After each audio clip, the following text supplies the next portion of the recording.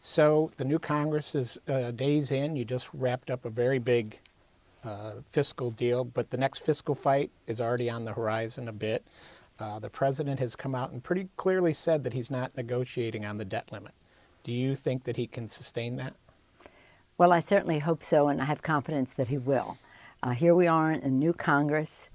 We have 49 new members on our side alone, so we consider it a fresh start. The Republicans are saying, of course, we're not going to give you anything on the debt limit unless you cut spending dollar for dollar.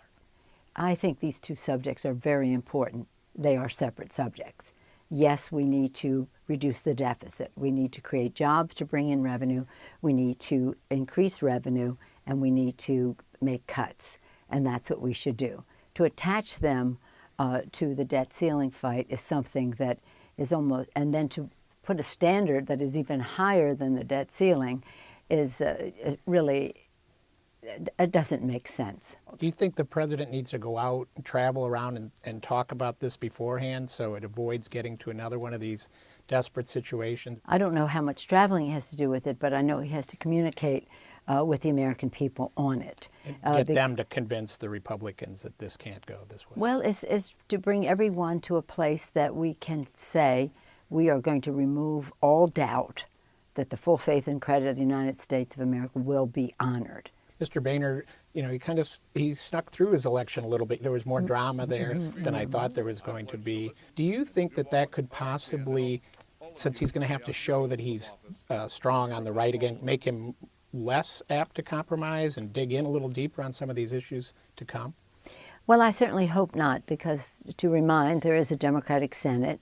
To remind, there is a Democratic President of the United States who has to sign the bills and who has, shall we say, some currency with the American people as he brings his message forward. But I think that, I really do believe that there is a place where if the Republicans would adopt what Speaker Hastert had, the majority of the majority, right. If they had a majority, but not overwhelming majority, just over half of the Republicans, at least, in the House, that we could find compromise.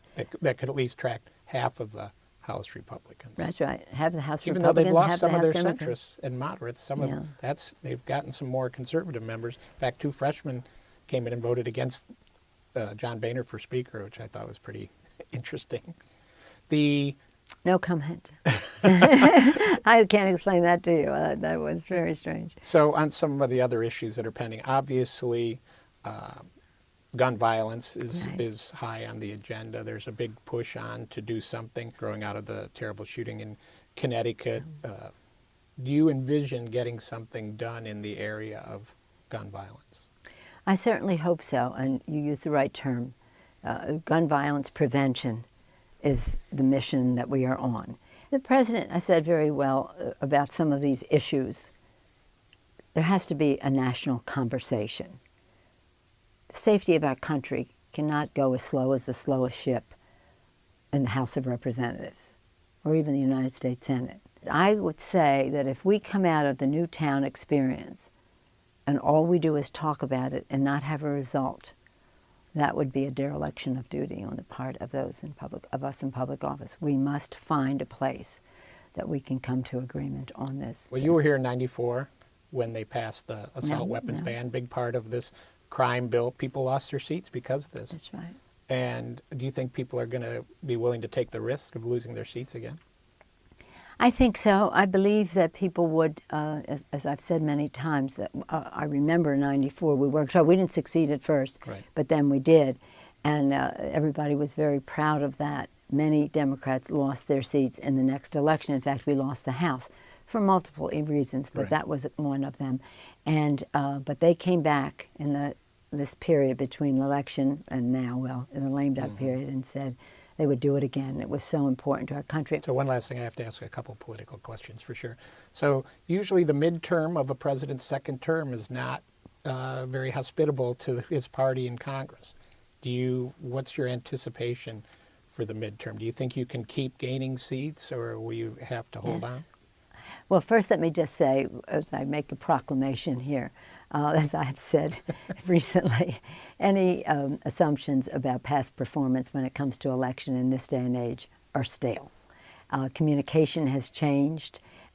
Some of the impact of what happens in the midterm of a presidential campaign is predicated on a president having a big sweep when he comes in, and then that subsides next. Well, we went through that once. But the old rules don't apply. Also, you take the House back? I'm asking you a few days after you just I don't know. I think it's all possible, but I guess I had to always see an election a year out. You see what the condition well, there's is. certainly a lot that can go on here that could influence it. That could, and that will influence who runs. Right. And who runs makes a really big difference as to who wins.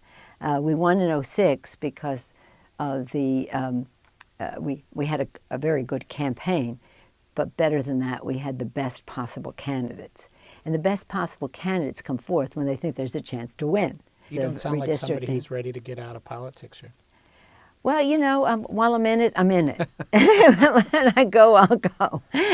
But I enjoy the politics. For later, though, right? Yeah. We just finished a lame duck session. I don't want to be a lame duck leader 2 days into the campaign, should I decide not to continue.